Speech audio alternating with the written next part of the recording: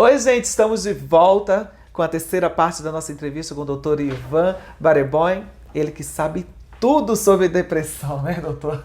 Todos esses tratamentos psiquiátricos. Começa agora. Lisa, leve e solta.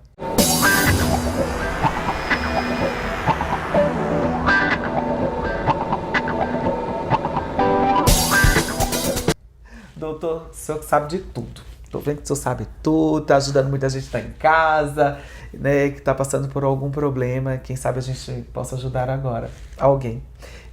No vídeo anterior falamos sobre os medicamentos, de tudo um pouco. E nesse nós vamos falar agora então sobre eletrochoque. É assim mesmo que a gente chama?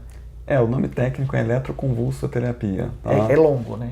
Eletroconvulsoterapia, porque a partir de um estímulo elétrico você provoca uma convulsão na pessoa. Uma curiosidade, seria o quê? Coloca aparelhos? Coloca um eletrodo e esse aparelho ele emite um estímulo elétrico que causa uma convulsão, né? Tipo uma crise de epilepsia na pessoa, tá? Pela tua cara eu vejo que eu tô assustada. É uma coisa que assusta, sem dúvida. Veja bem, hoje em dia isso é feito com anestesista, tá? E a pessoa não convulsiona, ela não fica se debatendo ali no procedimento. É um pouco assustador, né, doutor? Mas sem dúvida ainda assim é assustador porque você está provocando, é tipo um reset, é como se fosse uma cardioversão. Então a pessoa está dormindo, coração. É isso? Ela está anestesiada. Sabe o cardioversão no coração? Sim, que você dá o choque para a pessoa reviver? Sim. Seria mais ou menos isso no cérebro, tá? Você também dá um choque, o cérebro ele, né, tem um estímulo elétrico muito intenso e isso como se fosse dar um reset, um recomeço para o cérebro. Para algumas pessoas é life-saving, como se diz em inglês, ou seja, pode salvar vidas, tá? Sim. Mas realmente só em um último caso que a gente usa, justamente porque é um tratamento mais agressivo, complexo, porque você precisa de 2 médicos para fazer, um para fazer o procedimento em si, o outro anestesista. E em termos de efeito colateral, o principal, assim, o que mais me incomoda de todos, né, é a questão da memória. Ele pode afetar a memória. Então, às vezes a pessoa faz o tratamento e se queixa depois que perdeu a memória, ficou com uma memória muito ruim. Entendi. Isso. Mas eu posso ruim. tentar entender um pouco melhor. Ele é feito num hospital. Isso. Feito no hospital, não é feito em clínicas, como aqui, por exemplo, seu consultório. Não, é feito normalmente no hospital. No hospital. E a pessoa chega, toma anestesia, dorme, aí entra-se no tratamento do eletrochoque. É exatamente isso? Aí que começa... A pessoa não precisa estar em anestesia, ficar inconsciente para fazer. E para que o anestesista? Para fazer o bloqueio neuromuscular, a pessoa não ficar convulsionando. Sim. Né, não ficar se debatendo ali como uma convulsão. E para monitorar a questão da pressão arterial e etc. Então a pessoa está acordada? Sim, mas na hora que ela toma o choque, ela fica inconsciente. Tá? E a dor é... Não dói. Não dói. Não. E a pessoa depois não lembra do choque, tá? Não lembra? Não. Gente, isso então, é assustador. Sim, o procedimento em si, para a pessoa, não é traumático nem doloroso, tá? Nesse sentido é tranquilo. O que é ruim é que você acaba tendo que fazer vários procedimentos como esse, que são um pouco mais complexos.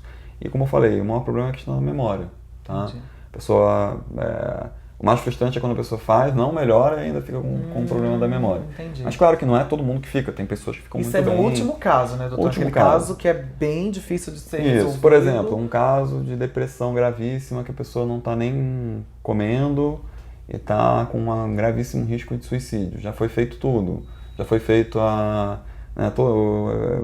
os antidepressivos, todos os tratamentos possíveis, como a cetamina, a estimulação magnética transcraniana que eu citei no outro vídeo. Nada funciona. A pessoa está correndo risco de vida, pode se lançar mão de algo assim. E preocupante para a família, né? A família, acho que sofre 10 vezes mais. Sem dúvida. Com isso, né? Mas aí, vamos dizer, num caso desse tem que fazer, eu acho, tá? É recomendado. É recomendado, sem dúvida.